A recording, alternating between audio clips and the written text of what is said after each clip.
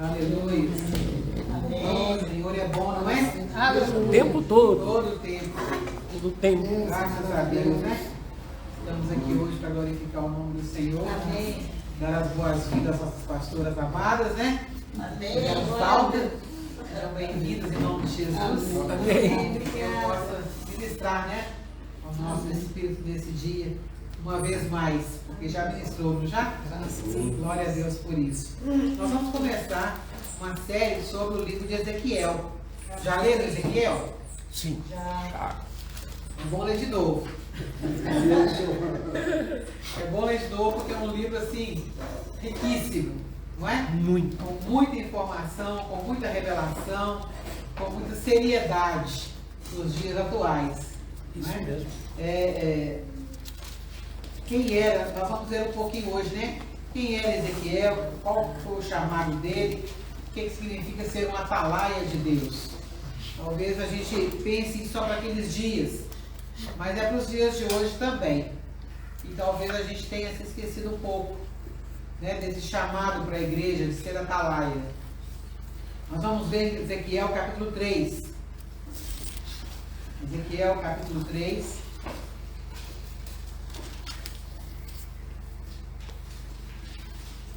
Os versículos 16 a 21 e depois o 27. Ezequiel 3, 16 até o 21, depois o 27. Então 3, 16 diz assim: Findos os 7 dias, veio a minha palavra do Senhor dizendo: Filho do homem, eu te dei por atalaia sobre a casa de Israel. Da minha boca ouvirás a palavra, e os avisarás da minha parte. Quando eu disser ao perverso, certamente morrerás, e tu não o avisares, e nada disseres para o advertir do seu mau caminho, para lhe salvar a vida, esse perverso morrerá na sua iniquidade, mas o seu sangue da tua mão requererei. Mas se avisares o perverso, e ele não se converter da sua maldade e do seu caminho perverso, ele morrerá na sua iniquidade, mas tu salvaste a tua alma. Também, quando o justo se desviar da sua justiça, e fizer maldade, e opuser diante dele um tropeço, ele morrerá, visto que não o avisaste, no seu pecado morrerá, e as suas justiças que praticara não serão lembradas, mas o seu sangue da tua mão requererei. No entanto, se tu avisares o justo, para que não peque, e ele não pecar, certamente viverá, porque foi avisado, e tu salvaste a tua alma. Muito. Agora o versículo 27.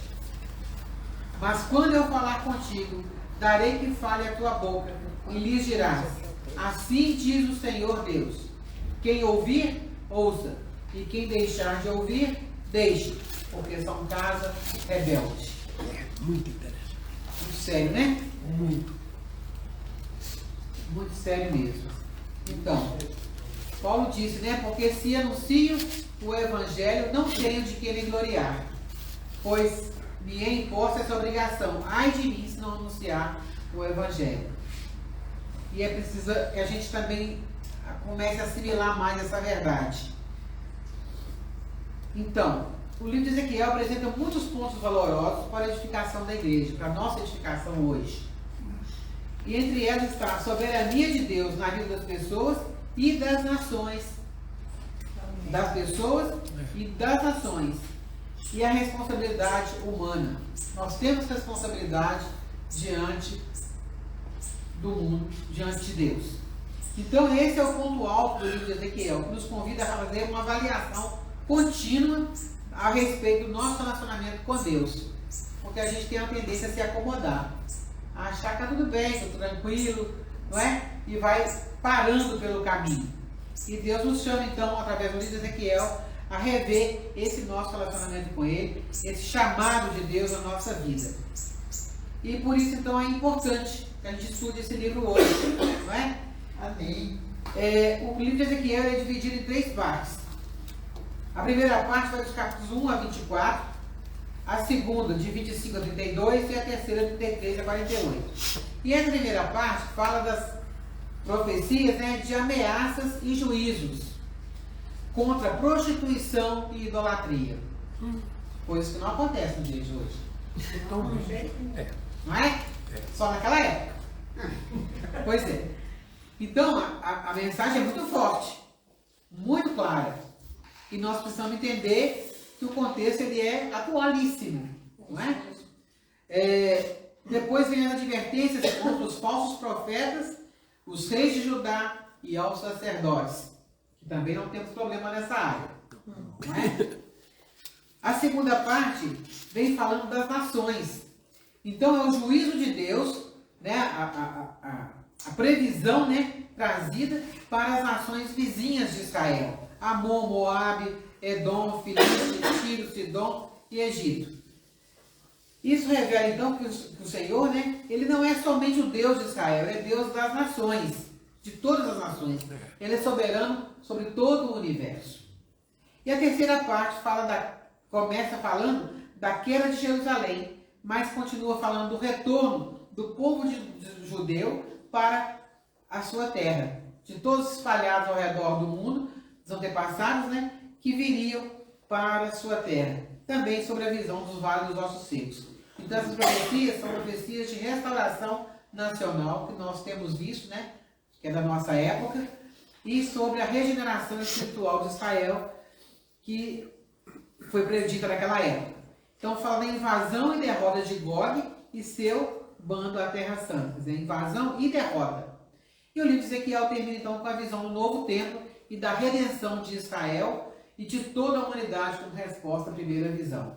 Então essa é um geral assim, sobre o livro, para quando você começar a ler de novo, ter uma percepção mais clara do contexto geral do livro. Não é? E para a gente entender também o que a gente vai falar daqui para frente, nas próximas vezes. Quem era o profeta Ezequiel? São poucas informações sobre a vida dele. Não tem muita coisa. Ele não é mencionado nos livros do Antigo Testamento. E o seu nome significa fortalecido por Deus. Interessante, né? Ele é fortalecido por Deus. Para trazer as promessas, para falar as profecias que ele falou, para passar pelas experiências que ele passou, ele precisava literalmente ser fortalecido por Deus. Não é? E não aparece também nos relatos dos reis e das crônicas. Pouco se sabe sobre ele. Ele viveu nos tempos do exílio da Babilônia, no meio dos exilados da Babilônia. Ele iniciou o ministério no cativeiro, quando ele completou 30 anos de idade. E não se sabe a data exata do fim do ministério, mas durou cerca de 22 anos, o ministério dele. De onde ele era? Quem era ele? Né? Qual a história de vida dele? Com pouco se sabe, não tem como falar muito, mas sabe-se que ele é de família sacerdotal.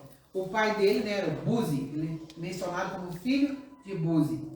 E ele foi levado para Babilônia na primeira leva de deportados.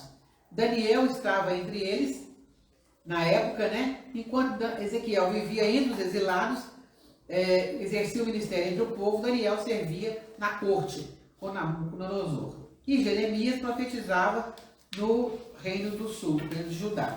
Então, eles são contemporâneos. Né? Ezequiel, Daniel e Jeremias são contemporâneos. Jeremias para Judá, Ezequiel para o povo no exílio e Daniel na corte de Nabucodonosor na mesma época. O que significa ser atalaia? É uma palavra, né, de origem árabe, que significa lugar alto. A função da atalaia, que já é descrita, né, em Samuel e Reis, e fala muito bem aqui em Ezequiel, é uma ideia de uma sentinela militar, aquele que está a postos, observando de um lugar alto, para ver de longe o perigo chegando e avisar. Né? Então essas atividades são empregadas aos profetas como uma metáfora, mostrando a responsabilidade do profeta, de ver ou prever o que Deus está mostrando que vai acontecer e anunciar esse perigo, para que as pessoas tomem posição. Então, quando diz o fim dos 7 dias, né, que nós lemos, com certeza se refere à restauração do próprio profeta depois da visão que ele teve. você lê lá nos capítulos de 1 a 3, a visão gloriosa que ele teve da presença de Deus é algo assim assustador. E com certeza o fragilizou fisicamente. E ali ele começa com uma visão mais apocalíptica, e então muda essa visão, né, percebida como mais mostrando o chamado tipo dos profetas. Veio a palavra do Senhor. Sempre que os profetas estão dizendo, assim diz o Senhor, veio a palavra do Senhor. E o fim dos 7 dias, então, é esse tempo que ele levou para recuperar, provavelmente, do impacto da visão que ele teve. Então, foi um chamado, assim, extraordinário, muito marcante, não é? Outra expressão que vemos, além de Atalaia, é a expressão filho do homem. Ele é mesmo chamado por Deus de filho do homem. E essa expressão acontece 93 vezes ao longo do livro. É muita coisa, não é? E 6 vezes só no capítulo 3. Então, nenhum outro profeta recebe esse título. Ele se faz lembrar a fragilidade humana e pecadora, ao passo que Deus é o Senhor da glória. Filho do homem, nós todos somos, né? Filhos de Adão. Nós todos somos. Então, Adão é o cabeça da humanidade pecadora, enquanto Jesus é o cabeça da humanidade redimida. E todos que creem em Jesus Cristo recebem a vida eterna. Essa diferença é muito importante, porque o homem natural ele é filho de Adão, nascido de novo em Cristo Jesus. E somente o Senhor Jesus usava, né, esse título referindo a si mesmo. Só que, para Jesus, ele é o Filho de Deus, e ele é o Filho do homem. É diferente, tem um artigo aí na frente. Então, Adão é o cabeça da humanidade, então, referindo-se ao Filho do homem. Mas o Filho de Deus é quando a pessoa tem já essa experiência com Jesus, essa percepção de quem é Deus. Então, Adão é esse cabeça, né, da humanidade, naturalmente falando, e quando a pessoa vem para o Senhor, ele muda, né, de raiz, ele passa a ser filho de Deus. E Jesus então é mencionado como filho do homem, o filho do homem e o filho de Deus. O que significa ser atalaia sobre a casa de Israel? Deus sabia de antemão que os filhos de Israel no exílio continuariam na sua rebelião. Essa é uma expressão muito triste. Deus sabia que eles eram rebeldes e Deus sabia que eles continuariam na rebelião. Será que a gente também vai continuar na rebelião? Ou será que a gente vai se quebrantar, né? Então Ezequiel vai continuar para profetizar aos filhos de Israel. Quer dizer, para falar do que estava para vir. Ele não esperava o resultado da sua pregação. Quantas vezes a gente foi frustrado por esperar resultado? Não é? Fala, ora, e a pessoa não muda. E a gente desanima. Só que é interessante, mas ele enviou um profeta para anunciar a si mesmo. E o profeta não esperava resultado, porque o propósito era advertir os filhos de Israel, porque eles vão de saber que esteve um profeta no meio deles. Ninguém vai poder falar depois, eu não sabia, não fui avisado. Assim como nós, não é? Nós não podemos usar esse argumento. Nós fomos avisados sim. Então, por que é isso? Porque a responsabilidade do atalaia é falar do que vai acontecer, é mostrar o perigo que está chegando. Mas a decisão é de cada um. Então, o profeta, o pregador, o evangelista, ele não tem como converter a pessoa. Ele tem como anunciar a palavra. Quem converte é o Espírito Santo. Quem muda nosso coração, nossa resolução, é o Espírito Santo. Convence do pecado, da justiça e do juízo. Não é? Mas o nosso papel ainda é de anunciar, ainda é de falar. Então, essa responsabilidade do profeta, né, como o atalaia, se assemelha à nossa responsabilidade como cristão na qualidade de mensageiros da Boa Nova. Porque se nós formos alcançados, nós precisamos levar a outras pessoas. E o discurso é alcançar a todos. Não é aquele que a gente acha que é bonzinho, que é quebrantado. Não, é para todos. A responsabilidade de mudança é da pessoa, mas de anunciar é do atalaia. Não é? E anunciar o evangelho ao pecador são duas responsabilidades do cristão. Primeiro, anunciar o evangelho ao pecador. E a outra se cuidar para permanecer até o fim. Qual dessas que é mais difícil? Permanecer, né? Se cuidar para permanecer até o fim, não é? Lá em Tiago fala assim, que a verdadeira religião é cuidar dos órfãos e das viúvas e manter-se incontaminado do mundo. Isso é seríssimo. Como que a gente se mantém incontaminado do mundo? Não é? É um exercício contínuo, constante dos nossos sentidos e do mover de Deus na nossa vida. Que a gente precisa se colocar nessa disposição. Porque olha só, manter, cuidar-se, quer dizer, a responsabilidade é pessoal. É cada um que precisa fazer isso. Se cuidar para permanecer em Cristo até o fim. Quando vai ser o fim? Só Deus sabe. Então não tem como parar no meio do caminho, parar porque já cansou, ou qualquer outra coisa, tirar férias. Igual Paulo disse, né, pastora, que ele pregava o evangelho, mas que ele também tinha que ter cuidado para que ele não ficasse para trás, para que os outros não entrassem na glória e ele ficasse de fora. E cada um de nós tem que ter essa percepção, não é? Porque a responsabilidade é pessoal. E outra coisa, o nosso testemunho fala muito alto, as pessoas estão observando sim. De vez em quando alguém fala alguma coisa, ou não, mas estão observando. E quando eles percebem que você já está há um bom tempo na caminhada, começa a gerar uma perguntinha lá dentro. Vale a pena então, porque essa pessoa está perseverando. Então tem algo de valor acontecendo. Então quem sabe eu posso prestar atenção nisso também. Não é? A gente precisa de começar a pensar que o nosso testemunho, ele é verdadeiro, ele é real, ele está sendo observado pelas pessoas ao nosso redor. É difícil às vezes? Claro que é. Nada é fácil. Nada. Não é? A palavra fácil, eu costumo dizer, não sei quem que inventou ela. Porque tudo é difícil. Só fica melhor depois que a gente já aprendeu. Mas a gente está aprendendo constantemente. Não é? Principalmente na caminhada com Deus. Então é preciso perseverar. Qual que é a responsabilidade, então, daquele que ouve? Porque tem uma responsabilidade para quem fala e tem uma responsabilidade para quem ouve. Quando anunciamos o Evangelho e o pecador rejeita a salvação em Cristo, então a rejeição vai testificar contra ele mesmo naquele dia. Quer dizer, ele ouviu e não obedeceu, fez de surdo. Não é? Porque Ezequiel, quando diz, quem ouvir, ouça. E quem deixar de ouvir, deixe. Então, a responsabilidade é da pessoa, é cada um. E essa expressão é usada por Jesus também lá em Mateus. Quem tem ouvidos para ouvir, ouça. Isso é interessante, olha, são passagens paralelas. E, então significa que Deus é a fonte da profecia de Ezequiel e do Evangelho que pregamos. Existe uma ligação, não é isolado ao Antigo Testamento do Novo Testamento.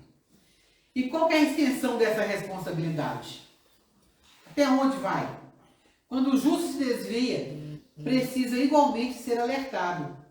Esse mesmo princípio na fé cristã significa que temos responsabilidade diante de Deus por aquele irmão, aquela irmã que estão se esfriando na fé ou se afastaram das reuniões, dos cultos, principalmente na época de isolamento social que nós passamos, né?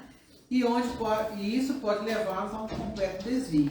Então é dever não só anunciar o Evangelho para que as pessoas se convertam, mas cuidar também daqueles que já aceitaram, já fazem parte da família de Deus. Então isso também é um grande desafio. Não é fácil, não é? É dever cuidar uns dos outros na igreja.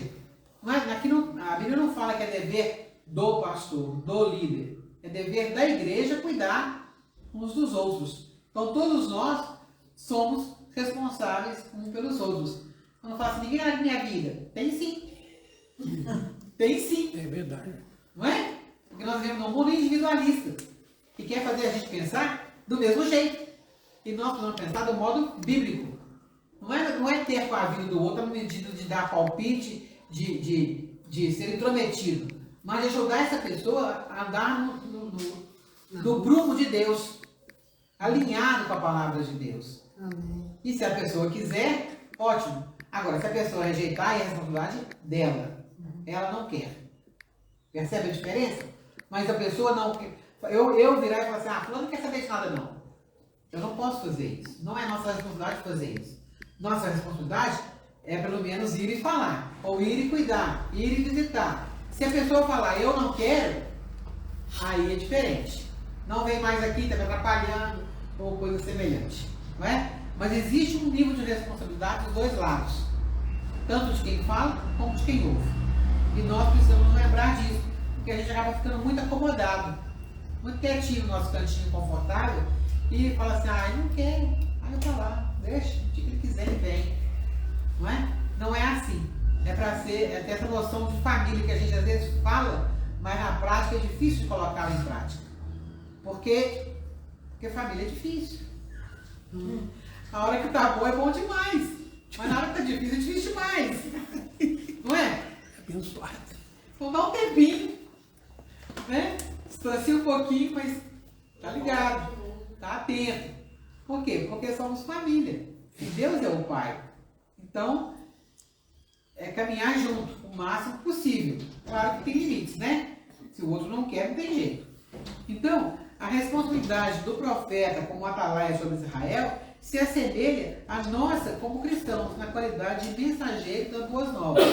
Mas não é só levar a mensagem. Depois que o outro aceitou a mensagem, é preciso abranger, ensiná-lo, ajudá-lo a caminhar nessa nova vida em Cristo Jesus. Então, o nosso compromisso diante de Deus é pregar o Evangelho e não converter as pessoas. Porque eu não posso me responsabilizar pela conversão, para fazer o outro converter. Não tem jeito de fazer isso. Isso quem faz é o Espírito Santo. Não é? O Senhor nos mandou pregar a palavra como Deus falou ao profeta. Quer ouçam, quer deixem de ouvir. Continue anunciando a mensagem. É o que devemos fazer com oração guiados pelo Espírito Santo. E que nós temos, eu falo por mim e vejo que isso tem acontecido de modo geral, a gente tem se acomodado. A gente tem deixado. Porque a resistência de ouvir tem sido muito grande. E a gente vai se acomodando e falando assim, a pessoa não quer. Será que não quer? Será que não ouviu direito? Será que a gente falou de forma errada? Será que a gente está se escondendo atrás de um argumento para se justificar? Que a gente é mestre em fazer isso, né? Arranjar um argumento para a gente ficar quietinho e se justificar. Então é para a gente pensar um pouco mais. Não é? Quando a palavra diz para a gente se manter incontaminado do mundo, para a gente perseverar até o fim, não só na minha fé, mas nessa caminhada, juntos, como igreja do Senhor, como família do Senhor. O Senhor nos ajude a fazer isso, não é? O desafio vem ficando cada vez maior. Mas a obra é dele, é o Espírito Santo que convence, pecador do juízo, e nós precisamos nos deixar ser esse atalaia, esse instrumento na mão de Deus. Assim como Ezequiel se permitiu e aceitou esse desafio. Amém? Amém. Deus te abençoe e te guarde e te ajude na leitura de Ezequiel com um olhar mais aprofundado. Amém.